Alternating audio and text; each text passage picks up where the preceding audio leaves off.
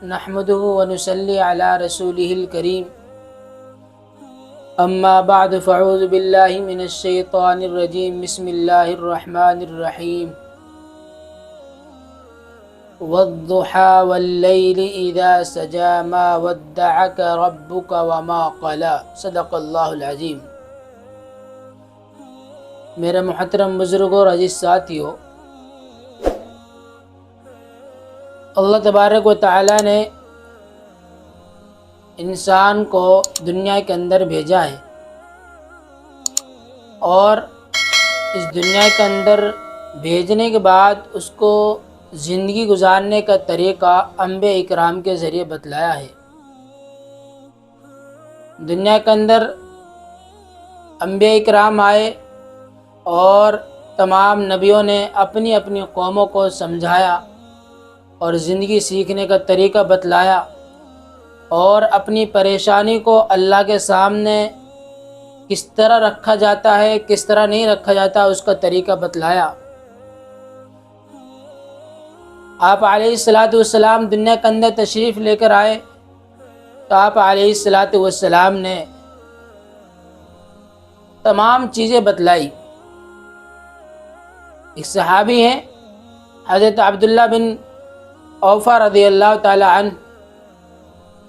اور یہ صحابی حضور صلی اللہ علیہ وسلم کے فقہاء صحابہ میں سے ہیں، اور روایت کرتے ہیں کہ آپ صلی اللہ علیہ وسلم نے ارشاد فرمایا، جب کسی آدمی کو کوئی ضرورت پیش آ جائے، دنیاوی ضرورت ہو یا کسی آدمی سے کوئی ضرورت ہو، تو وہ آدمی سنت کے مطابق تمام آداب کے ساتھ وضو کرے، اور وضو کر کے 2 رکعت نماز پڑھے، پھر 2 رکعت نماز پڑھنے کے بعد سلام پھیرنے کے بعد حمد و ثنا کرے، اور پھر حمد و ثنا کرنے کے بعد درود شریف پڑھے، اور درود شریف کے بعد اللہ کے سامنے اپنی حاجت کو پیش رکھے، اور وہی دعا پڑھے کہ لا الہ الا هو الحلیم الکریم سبحان اللہ رب العرش العظیم والحمد للہ رب العالمین اللہم انا نسألک معجبات رحمتک وعزائم مغفرتک والغنیمة من كل بر والسلامة من كل اسم لا تدع لنا ذنبا الا غفرته ولا ہما الا فرجتا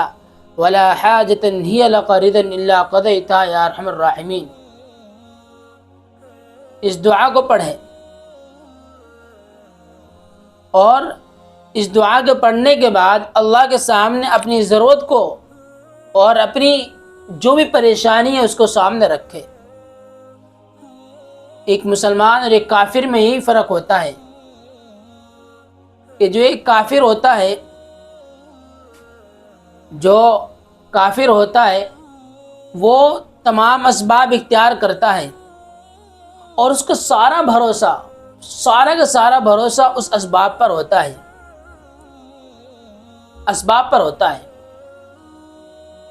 مثلا کوئی آدمی بے روزگار ہے، اب روزگاری تلاش کرنے کا ایک طریقہ یہ کو آدمی تلاش کرتا ہے، اور دوسرے طریقے یہ کہ اس کے سامنے کوئی جگہ آئی ہے اور اس جگہ کے لیے وہ درخواست پیش کرتا ہے یا کسی سے عرضی لگواتا ہے، سفارش لگواتا ہے۔ تو جو آدمی کافر ہے وہ پورا کا پورا سارا کا سارا بھروسہ اس کے اوپر رہے کہ میں اچھی طرح سفارش لگواؤں اور میں اچھی طرح درخواست لکھوں، بس اس کی سارا کا سارا بھروسہ یہیں تک محدود رہتا ہے اور اس کا آگے تک محدود نہیں رہتا۔ لیکن جو ایک مسلمان ہے اور اس مسلمان کا بھروسہ یہاں تک رہتا ہے، اس کو اللہ تبارک و تعالیٰ نے اسباب کا اختیار کرنے کا حکم دیا ہے کہ اسباب اختیار کرو۔ اللہ کے نبی علیہ السلام کی تعلیم یہی ہے کہ اسباب اختیار کرو، پھر اس کے بعد تم اللہ پر بھروسہ کرو۔ وہ اسباب اختیار کرتا ہے، درخواست پیش کرتا ہے اور سفارش لگواتا ہے، جائز طریقے سے سفارش لگواتا ہے، اور پھر یہیں تک محدود نہیں رہتا، اور پھر ایک ایمان والا وہ یہ کہتا ہے کہ یا اللہ میرے بس میں جتنا تھا درخواست لگوا لی، سفارش لگوا لی، لیکن آگے کام اب آپ کا ہے، ان درخواستوں میں تاثیر ڈالنا آپ کا کام ہے، جو سفارش لگوائی ہے اسے قبول کرنا آپ کا کام ہے۔ اللہ کے نبی علیہ الصلاۃ والسلام نے ایک عجیب بات فرمائی، اور یہ بات فرمائی کہ جب بھی کوئی آدمی کوئی حاجت پیش کرے اللہ کے سامنے، ساری ضرورتیں پیش کرے، اور پھر آخر میں اللہ تبارک و تعالیٰ سے یہ کہ اللہم ھذا الجہد وعلیک التکلان، یا اللہ میرے بس میں جتنا تھا میں نے ساری تدبیر اختیار کر لی، آپ کے سامنے 2 رکعت نمازیں پڑھ لی، اور آپ کے سامنے اپنی پریشانی کو رکھ دیا، لیکن بھروسہ آپ ہی کے اوپر ہے، یہ تدبیر جو میں نے تدبیر اختیار کی ہے، ان تدبیروں میں تاثیر ڈالنا آپ کا اختیار ہے، میرے بس میں کچھ نہیں ہے، میرے بس میں کچھ نہیں ہے۔ حضرت ڈاکٹر عبدالحی رحمۃ اللہ علیہ فرمایا کرتے تھے کہ دین در حقیقت نگاہ کے بدلنے کا نام ہے۔ آدمی صرف نگاہ بدلے، جو دنیاوی کام ہے وہ دین بن جاوے گا، صرف نگاہ بدلنے کی دیر ہے۔ ایک آدمی ہے وہ علاج کروا رہا ہے، حالانکہ اللہ نے حکم دیا ہے کہ بیمار ہو جاؤ تو اپنے علاج کرواؤ، وہ اسباب اختیار کر رہا ہے۔ اب اسباب اختیار کرنے کے بعد وہ دوائیں بھی لے رہا ہے، جو تدبیریں ایک ڈاکٹر نے بتلائی ان کو اختیار کر رہا ہے، لیکن اس آدمی کا جو بھروسہ ہے ان ڈاکٹر اور ان دواؤں پر نہیں ہونا چاہیے، بلکہ اس کا بھروسہ یہ ہو کہ یا اللہ ان دواؤں میں تاثیر تو ہی ڈالے گا، میرے بس میں کچھ نہیں ہے۔ وہ مسبب الاسباب پر بھروسہ کر رہا ہے، یعنی کہ اسباب کو اختیار کرنے والے کے بارے میں جس نے حکم دیا ہے اللہ تبارک و تعالی کے بارے میں، وہ بھروسہ کر رہا ہے کہ وہی ان دواؤں میں تاثیر ڈالے گا، حالانکہ یہ کام کوئی کافر کر رہا ہے، لیکن دنیا کا کام ہو گیا، اس نے اپنی نگاہ کو بدل لیا۔ نہیں، اللہ کو پر بھروسہ ہے، اللہ چاہے گا تو اس دوا میں تاثیر ڈالے گا، کیونکہ ایک دوائی ایک مریض کے لیے شفا بن رہی ہے، اور وہی دوائی دوسرے مریض کے لیے نقصان دہ بن رہی ہے، اس لیے میرا عزیزو، اللہ تبارک و تعالیٰ کے نبی حضور پاک صلی اللہ علیہ وسلم نے ہمیں صلاۃ الحاجہ، جس کو عرف عام میں لوگ صلاۃ الحاجہ کہتے ہیں، اس کا نماز پڑھنے کا طریقہ بتلایا ہے، اور یہ بتلایا کہ اپنی ہر ضرورت کو، ہر پریشانی کو، ہر مصیبت کو اللہ کے سامنے رکھو، اور اس کا طریقہ یہ بتلایا ہے کہ آپ 2 رکعت نماز پڑھیں، اور اس میں کوئی خاص صورت پڑھنے کے لیے نہیں کہا، خاص صورت پڑھنا سنت نہیں ہے۔ ہاں وہ الگ بات ہے، بعض جو بزرگ ہوتے ہیں ان کے تجربہ ہوتا ہے، جیسے کہ ڈاکٹر عبدالحی رحمۃ اللہ علیہ فرمایا کرتے تھے کہ صلاۃ الحاجہ کی پہلی رکعت کے اندر الم نشرح پڑھی جائے،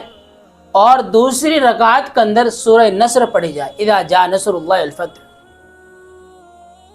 تو تجربہ ان کا، لیکن سنت نہیں ہے، کوئی خاص طریقہ نہیں صلاۃ الحاجہ پڑھنے کا۔ آدمی اچھی طرح وضو کرے،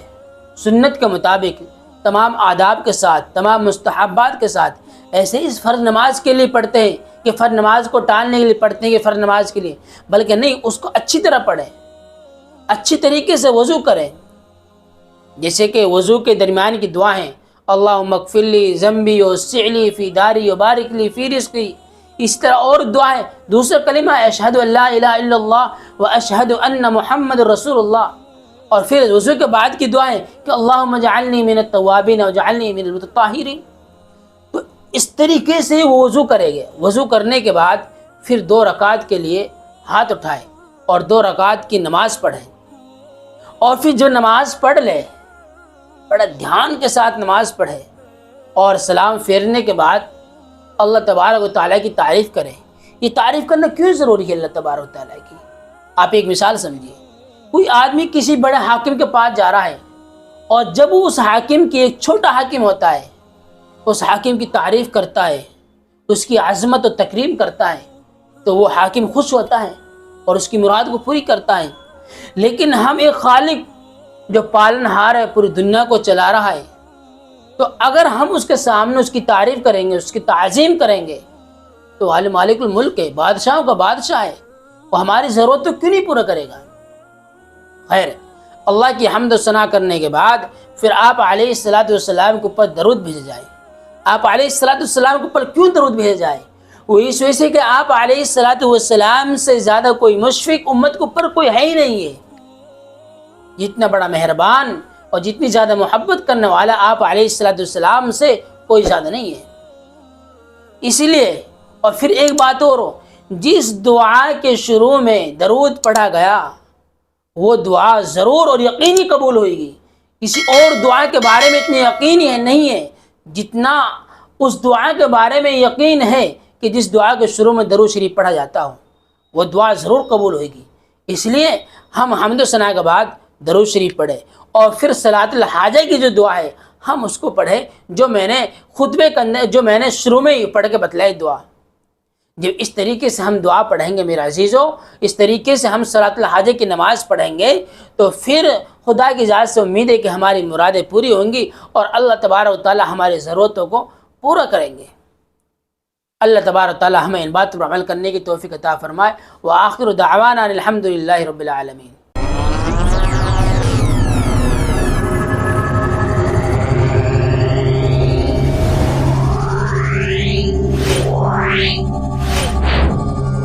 Meow.